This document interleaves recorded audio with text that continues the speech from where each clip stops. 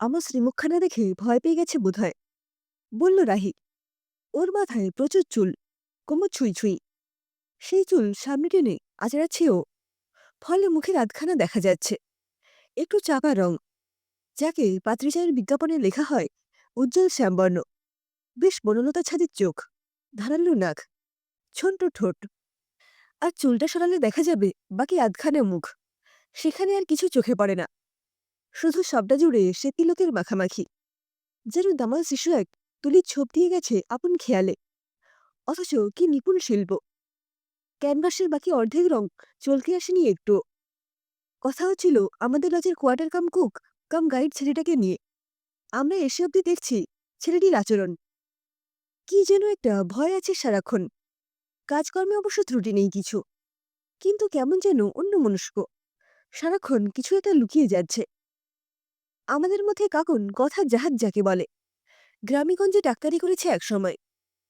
ও সহজেই লোকের সঙ্গে মিশে তাদের ঠিকুচিকুষ্টি জানতে চাইতে পারে। ওই খুঁচিয়ে খুঁচিয়ে জেনেছে ছেলেটার নাম রতন টুডু। কাছেই একটা গ্রামে ওর বাড়ি।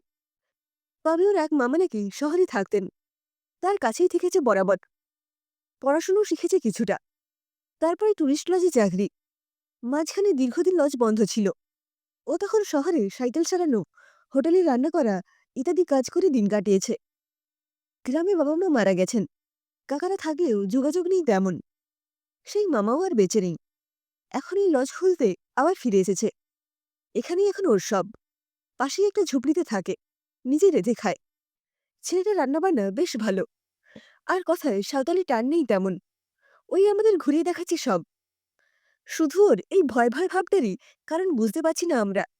আমি বললাম, হ্যাঁ রে, মাওবাদী যাদের নয় তো? অথবা ওদের ভয়েই হয়তো কাটা হয়ে আছে বেচারা। না রে মু, এইসব এলাকায় এখন পিসফুল। তাছাড়া ও লোকাল ছেলে, যতই বাইরে বাইরে থাক, রুট তো এখানকারই। ও মাওবাদীদের ভয় পাচ্ছে না, অন্য কোনো গল্প আছে।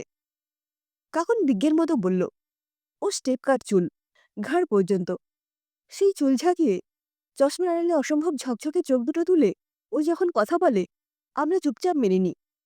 আমরা এসেছি পুরুলিয়া, দুয়ারসিনি, কলকাতা থেকে গাড়িতে। গাড়িটা কাকনের, ড্রাইভ করেছে রাহি। আমরা মানে আমরা তিনজন, তিন সই, আমি, কাকন আর রাহি। আমরা একই স্কুলে পড়তাম। তখন খুব কিছু বন্ধুত্ব ছিল না আমাদের। স্কুল ছাড়ার পরও যোগাযোগ ছিল না। তারপর ফেসবুকের সূত্র ধরে আবার মিলেছি আমরা। ফাঁক পেলেই তিনজন বেরিয়ে পড়ি, তবে বেশি দূর যাওয়ার মতো সময় পাই না কেউই। সেই রাস্তাও নেই। তাছাড়া ভিড়টিরও যথাসম্ভব এড়িয়ে চলি আমরা, যেমন পুরী, দীঘা, দার্জিলিং। কেননা ওইসব জায়গায় গেলেই তো দেখা হবে কোনো না কোনো চেনা মানুষের সঙ্গে। আর তারপর, আপনার মুখটা একটুও ঠিক হলো না। না রাহি, আহারে। আচ্ছা, শুধু মুখেই হয়েছে? হাত পা তো ঠিক আছে, আরো কোথাও ছড়ালো নাকি? কাকন, তোর ছেলে তো এখন হোস্টেলে, ওর বাবা খরচ টরচ দেয়? আর তোর ২ নম্বর বরটা এখনো এমন বাউন্ডুলে আছে? সত্যি, দুবার এমন ঘটনা। কি বলি বলতো? ডাক্তার কি বলছে মৌসুমি? আশা দিচ্ছে কিছু? এখন তো কত রকম চিকিৎসা আছে। অ্যাডপশনের কথা ভাবছো নাকি কিছু? আমরা জাস্ট ফেড আপ হয়ে গেছি, তাই আমরা নিরিবিলি জায়গা খুঁজে বেড়াই, অন্তত ২-৪টি দিন পালিয়ে বাঁচি। সাতগুদাম নদীর ধার ঘেঁষে হাঁটছিলাম আমরা। চারিদিকে শুধুই সবুজ। সবুজে যে এত রকম শেড হয় জানতাম না তো। আর বিচিত্র সব পাখি। শুধু এইসব অলৌকিক মুহূর্তের জন্যই প্রেমহীন সহস্র বছরও বেঁচে থাকা যায়। রতনও হাঁটছিল আমাদের পাশাপাশি। ও বলে চলছিল এই অঞ্চলের দুর্দশার কথা, মানুষগুলোর ভয়াবহ দারিদ্র্যের কথা। কাকুন বলছিল এখানে একটা মেডিকেল ক্যাম্প করা যায় কিনা। কাকুন ডাক্তার শুনে যেন হঠাৎ উজ্জ্বল হয়ে উঠল ছেলেটার চোখ দুটো। কি যেন বলতে চায় ও, অথচ বলল না কিছুই। আবারও ওর সেই অস্বস্তিকর গোপনীয়তা। রাহি পরেছে ব্লু জিন্স আর ব্ল্যাক টি শার্ট, পিঠের ওপর বিনুনি। কাকুন মেরুন কুর্তি, ঘিয়ে লেগিংস, মাথার চুলে স্কার্ফ। আমার চন্দনা রঙের শিফন শাড়ি, চুলগুলো ক্লিপ আটকানো, শুধু পায়ে তিনজনেরই স্নিকার্স। আমাদের জীবন যতই আলাদা হোক, চলার পথ একই রকম, এবড়ো খেবড়ো যে। রাহি একটা বেসরকারি কোম্পানির রিসেপশনিস্ট ছিল। ওর মুখের দাগটা বেড়ে উঠতে চাকরিটা যায়। ওকে দেখে নাকি লোকে ভয় পাচ্ছে। আর ছেড়ে গিয়েছিল ওর মনের মানুষ জয়। এখনও একটা বুটিক চালায়। তা সেখানেও লোকে ওর শাড়ির কারুকাজের চেয়ে মুখের কারুকাজ বেশি দেখে। প্রচণ্ড জেদি মেয়ে, তাই কোনো কিছু তোয়াক্কা করে না। অসম্ভব পরিশ্রম আর মনে জোরে ব্যবসাটাকে দাঁড় করিয়েছে। এখনও ও শাড়ি দেখাতে গেলে ক্রেতারা কেমন আড়ষ্ট হয়ে যায়। সেলস গার্লকে অনুরোধ করে দেখানোর জন্য। আর একটা টিভি চ্যানেলে শাড়ি দেখানোর প্রোগ্রাম করতে চেয়েছিল ও। চ্যানেলের কর্তারা বলেছিলেন শাড়ি দিয়ে অন্য কাউকে পাঠাতে। কাকনের প্রথম বিয়েটা হয়েছিল এক ডাক্তারের সঙ্গে, কাকনেরই সহপাঠী। তবে বিয়ের পর দেখা গেল যোগ্যতায় সে কাকনের ধারে কাছেও আসে না। তারপর মাথায় চাপলো আরও পড়বে সে। অতএব সে পড়েই চলে। আর খরচ জোগাতে হয় কাকনের। কাকনের তখন গ্রামে পোস্টিং। এর মধ্যে ওদের ছেলে হয়েছে। নীলাদ্রির দাবি হলো কাকনের রোজগার বাড়াতে হবে। গ্রামের কাজ ছেড়ে কলকাতায় এসে প্রাইভেট প্র্যাকটিস করতে হবে। যোগ দিতে হবে নানান অবৈধ কাজেও। কাকন চাকরি ছাড়েনি, নীলাদ্রিকেই ছেড়েছিল। তারপর স্বাভাবিকভাবেই ছেলেকে নিয়ে বাপের বাড়িতে গিয়ে ওঠে। কিন্তু ওকে দেখলেই ওর মায়ের বুক ধড়ফড়। বাবার দুশ্চিন্তায় প্রেশার বেড়ে যায়। তার উপর বোনের সম্বন্ধ বাতিল হতে থাকে তার জন্য। অগত্যা একান্ত অনিচ্ছায় দ্বিতীয় বিয়ে করেছিল ও। ছেলে সহ ডিভোর্সি মেয়ে। ডাক্তার হওয়ার যেই হোক, কত ভালো পাত্র আর পাওয়া যায়। তবুও যতটা সম্ভব খুঁজে পেতে বিয়ে দেওয়া হয়েছিল। বিয়ের পর দেখা গেল সে ছেলের চাকরি ডিগ্রি সবই ভুয়ো। বউয়ের পাশে ফুটানি মারা ছাড়া আর কিছুতেই তার উৎসাহ নেই। তাতান মানে কাকনের ছেলেকে নিয়েও তার হরেক সমস্যা। এবার আর বিয়ে ভেঙে বাপের বাড়িতে ওঠেনি কাকন। ছেলেকে হোস্টেলে রেখে নিজে কিছুদিন গভর্নমেন্ট কোয়ার্টারে ছিল। এখন একটা ছোটখাটো ফ্ল্যাট কিনেছে। ছেলে আসে ছুটিতে। মা বাবা আসেন প্রায়ই। ওর পোস্টিংও এখন কলকাতায়। তবে ওই যে যত নাইট ডিউটি কাকনের, যত অসময়ে হাসপাতালে ডাক পড়বে ওর, ছুটির দিনে যত ইমার্জেন্সি ডিউটি ওকেই দিতে হবে। কাজ করতে ওর তত আপত্তি ছিল না। কিন্তু ওই যে কলিগদের উক্তি, তোমার আর নাইট ডিউটিতে কি সমস্যা? তোমার তো আর সংসার নেই। আমরা কি করে ছুটির দিনে আসব? আমাদের তো সংসার আছে। আমি এতদিনে বুঝে গেছি ত্রুটিটা আসলে বিজনের। অথচ ও কিছুতেই ডাক্তার দেখাবে না। তার ছেলের কোনো খামতি থাকতে পারে, আমার শাশুড়িও মানবেন না। কোনো অজাত কুজাতের বাচ্চা দত্তক নিয়েও যাবে না। অতএব আমার টেস্টের পর টেস্ট, তাগা তাবিজ, ঔষধ মাদুলি, ইঞ্জেকশন, আত্মীয় স্বজনের কানাকানি, ফিসফাস। এক এক রাতে বিজয় নিজেকে সক্ষম প্রমাণ করার অক্ষম চেষ্টায় মেতে ওঠে। আগে আগে ওই রাতগুলো অসহ্য লাগতো আমার। এখন আমি মনটাকে জাস্ট সরিয়ে নিই। বিজন যখন উদ্দাম হয়ে ওঠে, আমি তখন কাঁকড়ায় ভরা সৈকতে সদর্পণে হাঁটি। উত্তাল সমুদ্রের ঢেউ থেকে নিজেকে বাঁচাই সাবধানে। বিপজ্জনক পাহাড়ি খাদের ধার থেকে সরে আসি সতর্ক হয়ে। গহীন অরণ্যে হিংস্র জন্তুদের থেকে বাঁচতে সজাগ হয়ে থাকি। আমি এটা প্রাইভেট প্রাইমারি স্কুলে পড়াই।